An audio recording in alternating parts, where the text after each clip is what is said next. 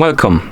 In front of me I have Garmin Vivomove 3S and I'm gonna show you how to change the goal for steps or step goal on this watch.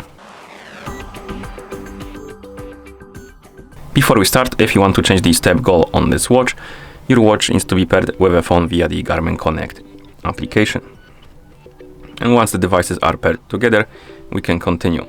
Now let's check the goal for our steps on the watch right now. So I'm gonna wake up the screen. Come on, tap back, and our goal is quite high, as you can see. It's, well, that's a number right there. If you take so many steps per day, yeah, you're gonna be fit.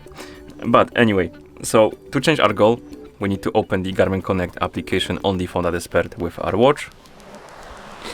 And in the app, we need to tap on More, tap on Activities. Here tap on steps. As you can see, here we have statistics for our steps, and we can tap on a more options icon and tap on edit goal.